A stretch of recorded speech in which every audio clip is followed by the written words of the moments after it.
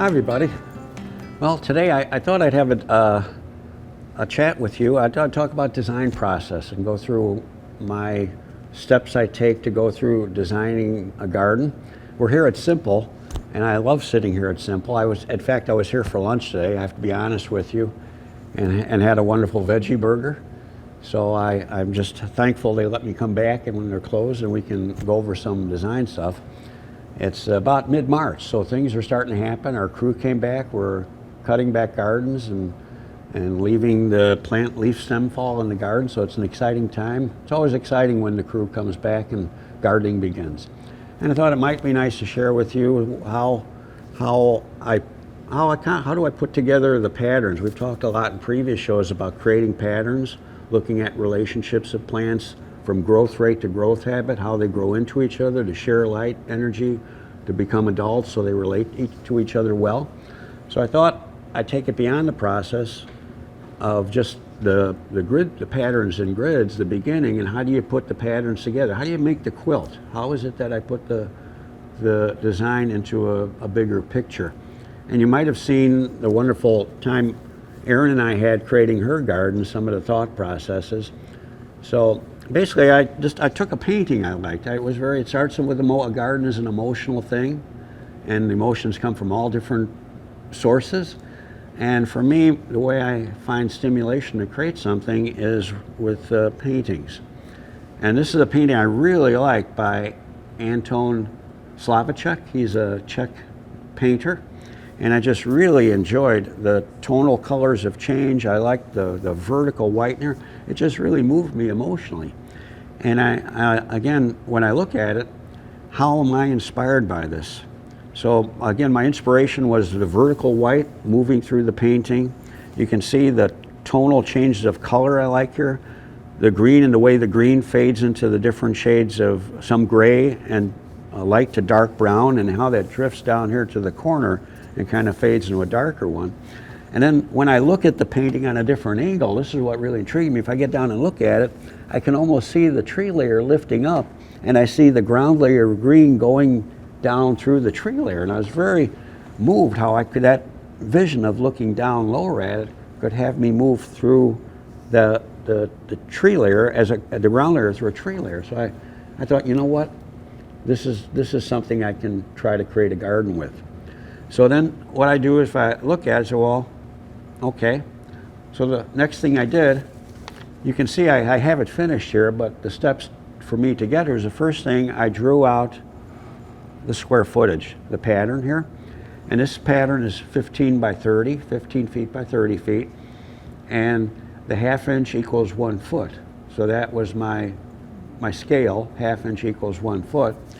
So when I looked at Anton's painting, I really liked this vertical, this way of going. So I thought I'm going to take my patterns, and again, before I had any plants in here, I drew in these vertical, horizontal beds down at the bottom. And then if you saw how many times I erased this, I had all of them going much higher than they appeared here, and I kept erasing them and getting them lower and changing them. So I was erasing quite a bit till I lowered this one, and I had vertical on top, and then I met in the middle. I broke up the vertical with vertical through the center, and then I decided to connect this pattern up to the one on the top. So a key thing to own, besides the pencil, is your eraser. And the other thing is I'm not settled on one pattern when I do it one time. I keep reviewing it 4 or 5 times. Like I said, I had everything vertical, top meeting bottom. I didn't quite have the center yet. So when I said top meeting bottom, I started here and I looked, you know what, I'm going to put a circle in here and cut this going all the way to the top and cut that in half and have another circle coming out here and another here, and I broke up top meeting bottom. So that was my next step, was make the bed 15 by 30, be inspired by the vertical, and I put the vertical coming horizontally down this way, horizontally together, and horizontally this way, and then split them up in the center. So after I had the pattern in, after I drew those patterns in, again without the plants, I looked at the painting, and I put down a plant list that represents how I feel here. And I'm not really looking at all the colors. Like some people would say this, well, geez, Roy, you're not using enough brown or red, or you don't have as much soft yellow. It's not the colors that really make the difference for me in this painting. What makes the difference for me is the way they blend together. So I'm not concerned if I'm not having brown or yellows or even that much white. It's not the colors. It's this blending I really found fascinating as the green and the brown and the shades of brown blended together. So then I made a list of all the plants that I felt can represent this blending. So I just made a list like Coreopsis Zagreb, Coreopsis palmata. I went down here and I've got about 25, maybe 45, 50 plants on my list. And I put little marks by them. I checked the ones that were mounding, which one had a mounding habit, so I can kind of see mounding and vertical, and which ones were very, very vertical, mounding and vertical, so I could give clues to myself the growth habit and growth rate of each plant. So, and that helped me understand what percentage of what plant I had. So what I did, I put indicators on here for vertical mounding, vertical upright, just to help me see where I was going with the plants I was selecting and how they could work into the pattern. So after I made the plant list, I came back to my pattern that I had put down. And then I started looking at my list. And I said, well, how am I going to start? Where's my beginning going to be? And my eye, just for no other reason, my eye took me to the left. So I just decided, since I came to the left emotionally right away, I'm going to start on the left and work my way this way and then upward. So I started with Coreopsis Zagreb, because Coreopsis Zagreb, it gives me a good beginning, and it was actually first on my list too, so that helped me. That helped me also. But it has a nice mounding texture, has a good texture, nice cut, soft, gentle foliage. It transitions well with other plants. So I needed to start with a good transitional plant for me to get that feeling of blending in the colors and textures I like.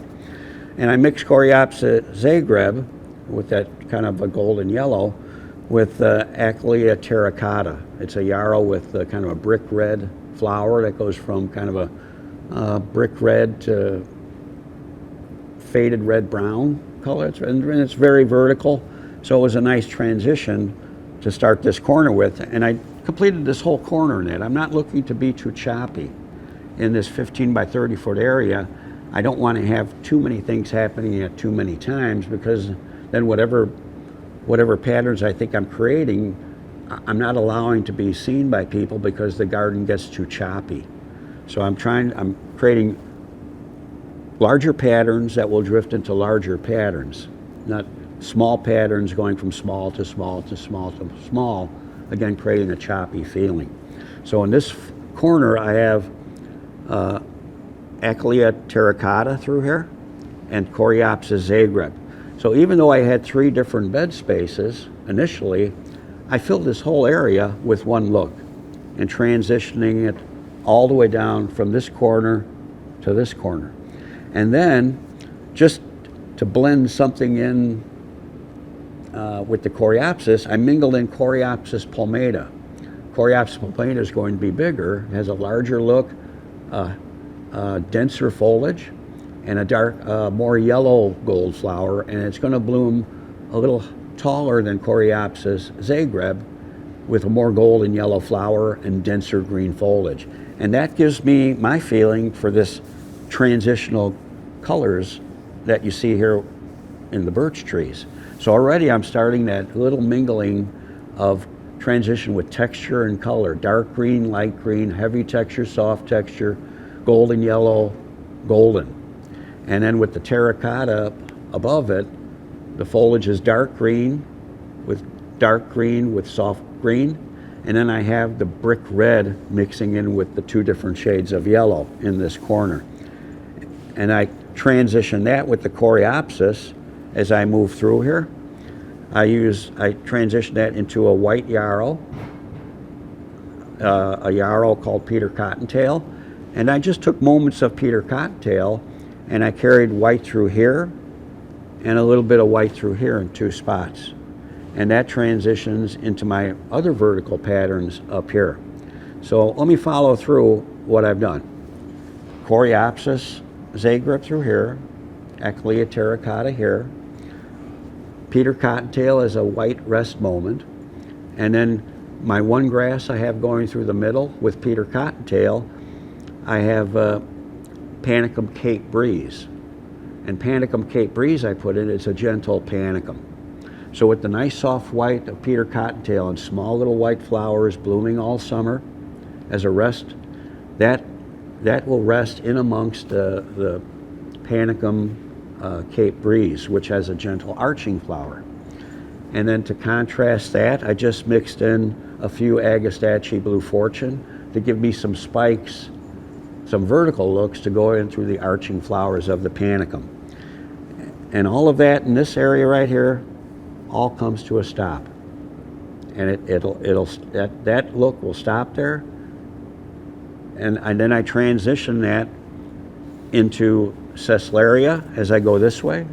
I have Sesleria as a dominant shortgrass, and my center fills up with Sesleria, Salvia East Friesland, Echinacea Sombrero Orange, and Allium Big Beauty. So I've created about 3 or 4 patterns playing off some of the colors here from Antone's painting that I could pick up.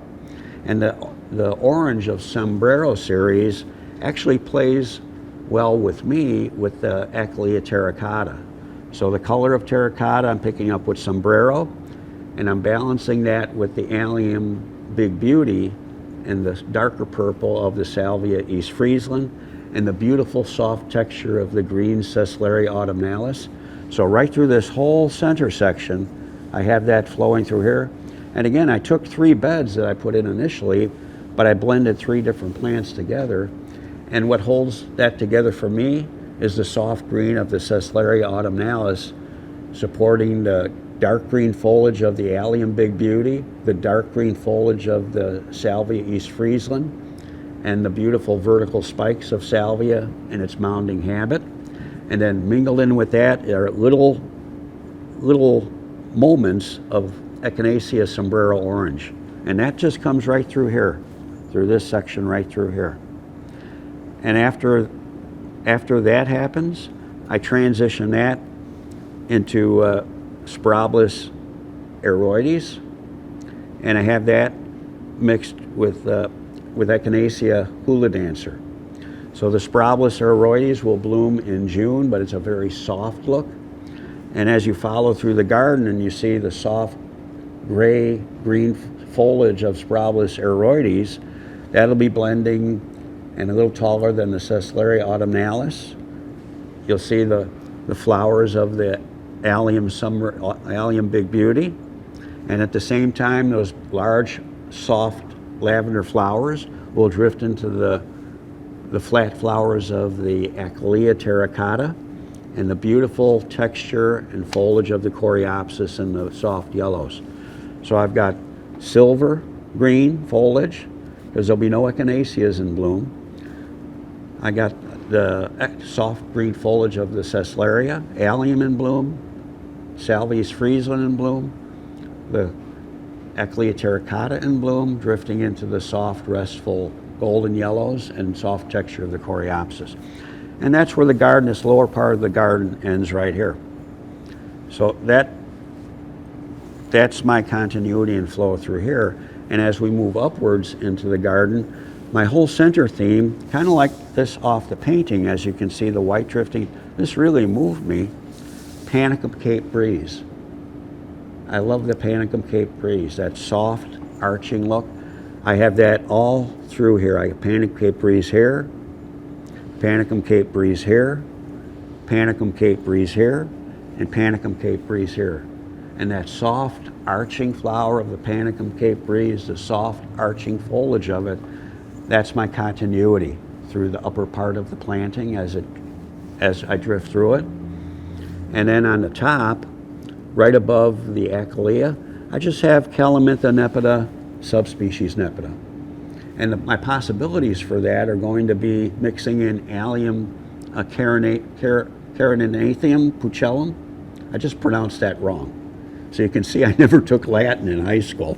I spent too much time doing whatever.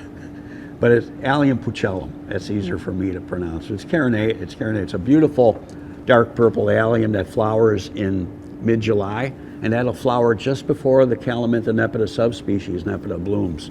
So in that mound of green, soft round foliage, in bud with the Calamintha will be these beautiful explosions of purple up here.